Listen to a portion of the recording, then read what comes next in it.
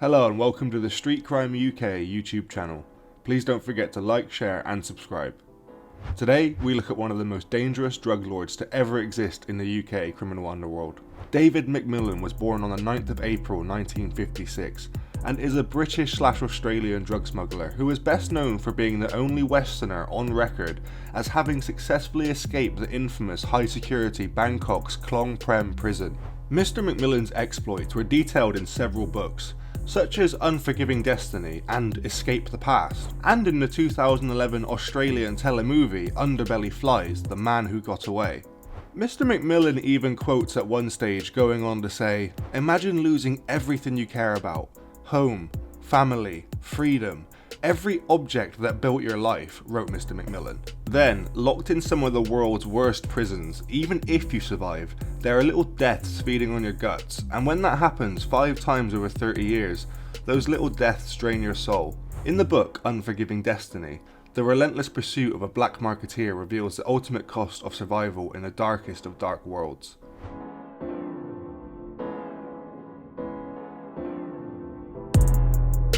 Mr. McMillan was born in St Marylebone, London, England on the 9th of April 1956. Mr. McMillan is the son of John McMillan CBE, who was the controller of Associated Red Diffusion Television, and his Australian wife. After McMillan's parents separated, Mr. McMillan emigrated to Australia with his mother and sister. Mr. McMillan attended Caulfield Grammar School in Melbourne, Victoria. Caulfield Grammar School is an independent, co-educational, Anglican, international baccalaureate day and boarding school located in Melbourne, Victoria, Australia. Caulfield Grammar School at the time was an all-boys school, founded in 1881, which later merged and became a school for both boys and girls. After working as a cinema projectionist and a camera operator in Sydney, Mr. McMillan began a short-lived career in advertising with Mazius Wine Williams in Melbourne.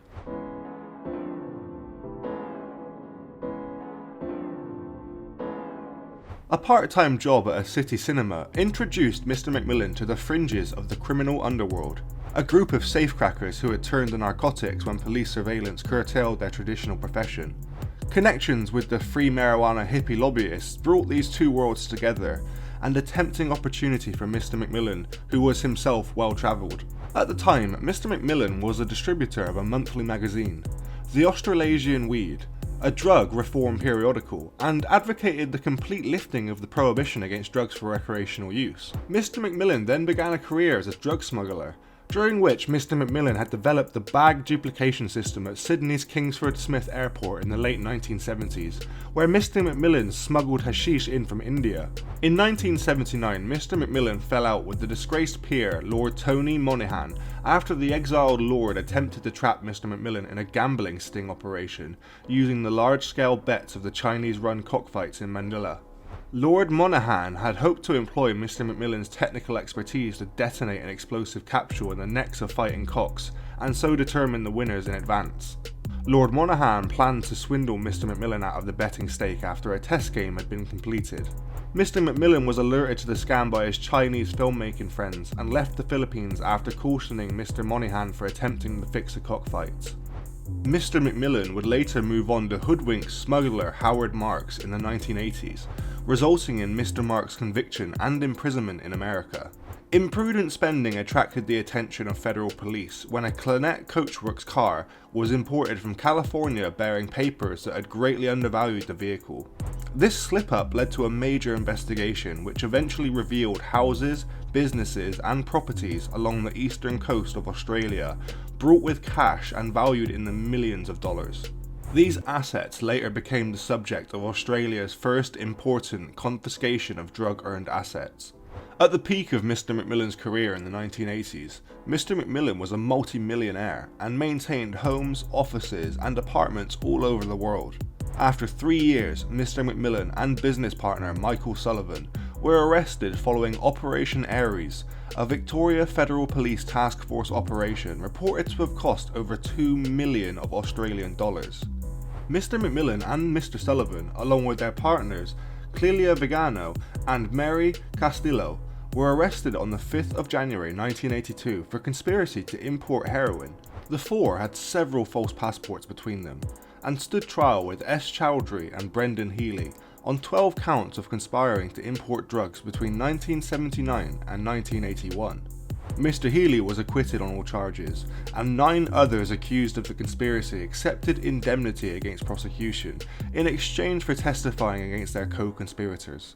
Mr. McMillan stood accused of travelling under 30 false passports and keeping station houses in London, Brussels and Bangkok. The trial heard charges for an attempt to escape Melbourne's high-security Pentridge prison by helicopter using former SAS personnel in a scheme engineered by a vengeful Lord Moynihan. The prosecution opposed bail from Miss Castillo, who had a 4-month-old baby with Mr. Sullivan, because she had access to funds and it was thought Miss Castillo could flee to the wealthy parents in her native Colombia. The police surgeon reported that all 4 defendants were habitual heroin users. Clelia Vigano and Mary Castillo were 2 of 3 women who died at a fire at H.M. Prison Fairlea on the evening of Saturday, 6th of February 1982. After Miss Castillo's death, Miss Castillo's baby went into the custody of Mr. Sullivan's mother. The consequent 6-month trial produced 116 witnesses and a hung jury that finally returned a verdict after 7 days of sequestration.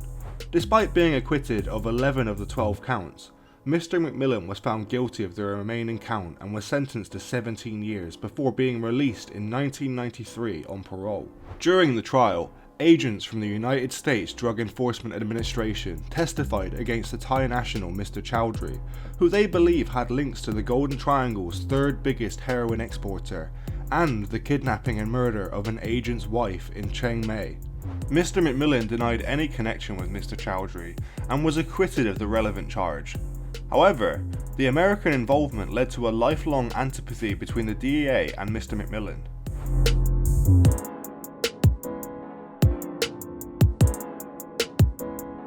Mr. McMillan, 51 at the time, escaped from the notorious Bangkok Hilton high-security prison 11 years ago. 2 years earlier, Mr. McMillan paid $250,000 US Australian dollars in a failed attempt to be helicoptered to freedom from Pentridge Prison in Australia. Mr. McMillan would make a daily trip from Kensington to Dorking to pack healthy food nutrients in tins for a living. The Evening Standard tracked down Mr. McMillan, who was still wanted in Thailand for heroin trafficking and in Australia for breaching parole. Mr. McMillan is safe in his humdrum lifestyle because the government refuses to extradite anyone to a country that carries out the death penalty, and dodging parole is not an extraditable offence. Now, in the style of Howard Marks, the international drug dealer who became a best-selling author, Mr. McMillan is touting a book about his 30 years moving heroin from Southeast Asia, Pakistan and Afghanistan to Europe and Australia, and Mr. McMillan's prison escapades.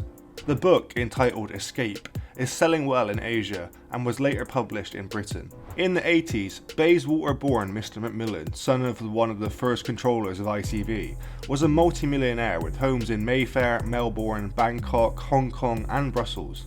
Mr. McMillan remembers, "I was a stubborn little bastard and I wanted my own way in all things, and a life of adventure.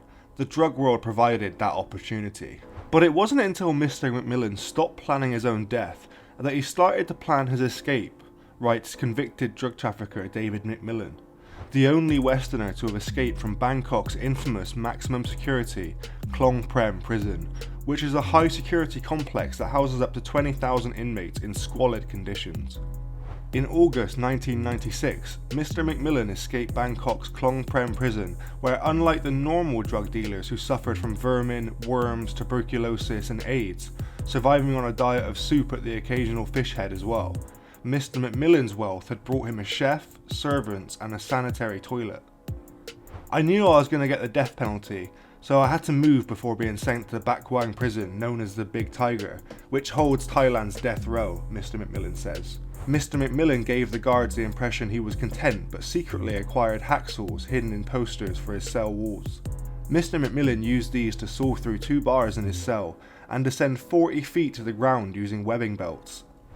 Reaching the prison factory, Mr. McMillan collected a stash of gaffer tape, 8 picture frames made by prisoners, civilian clothes, and drinking water. Mr. McMillan then constructed 2 ladders using bamboo poles, tape and frames to scale the prison walls. Before reaching the outer wall, Mr. McMillan had to negotiate Mars Bar Creek, an 8-foot wide trench full of raw sewage that would have at the time had the most atrocious smell. Afterward, Mr. McMillan washed with the water and changed clothes before tackling the prison's electric wire, feeling only 2 surges of electricity on his rubber soles before dropping to the ground below. Finally, Mr. McMillan skirted the outside of the prison with an umbrella over his head, because escaping prisoners don't carry umbrellas. Within 4 hours, Mr. McMillan was on a flight to Singapore after using the new passport to clear Thai immigration. By the late 90s, Mr. McMillan was back in Britain and was arrested at Heathrow in 2003 with half a kilogram of heroin. Mr. McMillan was sentenced to 4 years at the time, and was later out on parole. "I'm gonna go straight now," Mr. McMillan claimed. The Thai Department of Corrections said, if Mr. McMillan comes back, he will be arrested and recharged. As of today, the fugitive known as Mr. McMillan admits that life on the run was exciting and it was ultimately unfulfilling. "Such a life is not quite worth the suffering," Mr. McMillan said. "Most of my friends from those days are all dead now."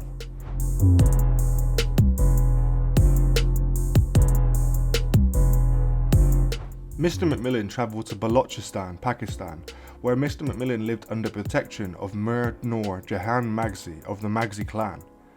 Mr. McMillan then began exporting a significant amount of illegal Class A drugs to Scandinavia. Mr. McMillan was later arrested in Lahore, Pakistan, as a result of the confession of a captured courier Mr. McMillan was an associate of. Mr. McMillan was flown to Karachi, Pakistan, and held in Karachi Central Jail until sentencing. This jail maintained a class system for prisoners, through which Mr. McMillan kept servants and private rooms due to the way Mr. McMillan was able to bribe or pay for luxuries other prisoners did not have access to. Due to a financial dispute with the prison superintendent concerning Mr. McMillan's illegal mobile phone, Mr. McMillan was transferred at night to the Hyderabad jail where Mr. McMillan was kept in the dungeons until being rescued by Lord Magzi. Not wishing to add to the existing Interpol warrants, Mr. McMillan returned to Karachi to stand trial, where Mr. McMillan was acquitted by a customs court judge who found that there was no evidence that Mr. McMillan had sponsored the courier, and the government of Thailand had not made representations for extradition.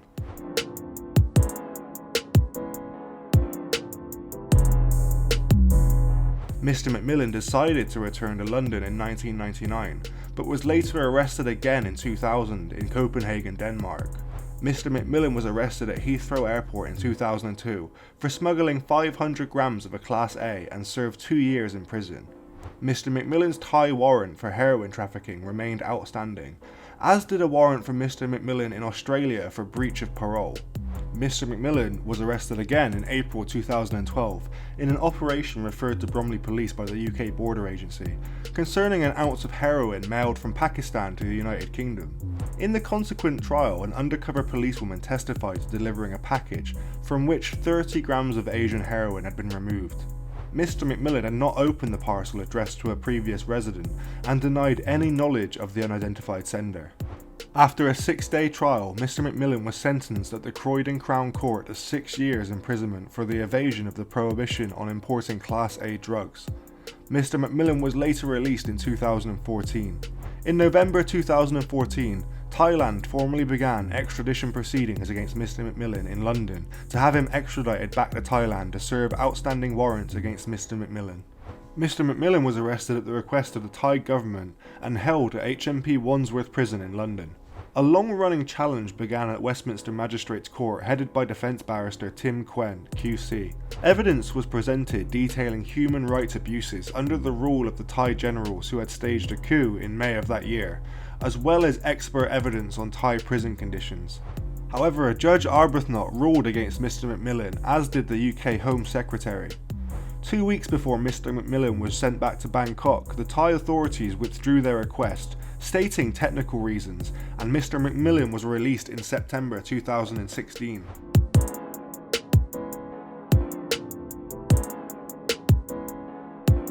As a 12-year-old, David McMillan appeared nightly on the Nines Network Peters Jr. News, presenting news stories for children in a regular 5-minute TV bulletin. In June 2009, Mr. McMillan appeared as a guest in a 50-minute episode of Danny Dyer's Deadliest Men 2, Living Dangerously, which aired on Bravo TV. The episode presented Mr. McMillan as having settled peacefully with his partner Jeanette and their children. In 2011, Australia's 9 network produced and aired Underbelly Flies, The Man Who Got Away. The third in the Underbelly Fly series, the film was based on McMillan's smuggling, arrest, imprisonment in Bangkok, and briefly outlined Mr. McMillan's escape from the Klong Prem prison, a Bangkok high security prison where no one had ever escaped. That is until Mr. McMillan did just that and broke the stigma of a once invincible prison. An accompanying book, McMillan, The Man Who Got Away, was published by Pan Macmillan in April 2011, based on Mr. McMillan. 6 years following, in the late April 2017, Mr. McMillan published Unforgiving Destiny, The Relentless Pursuit of a Black Marketeer, a second autobiography detailing Mr. McMillan's experiences in Afghanistan and Thailand, and his 2016 trial. The actions by David McMillan will forever be remembered throughout Bangkok and the UK criminal underworld, and if you enjoyed learning about Mr. McMillan's story and what he went through as an infamous drug smuggler, prison escapee and author, be sure to stay tuned for more. Please let us know what you think about David McMillan and his story in the comments below. Thanks for joining us today. If you enjoyed the video, don't forget to give it a like and a share, and leave any thoughts or suggestions you have in the comments section. We love to read through them all. And if you're new but enjoy UK true crime content, then subscribe to see when our newest video releases. And as always, stay safe.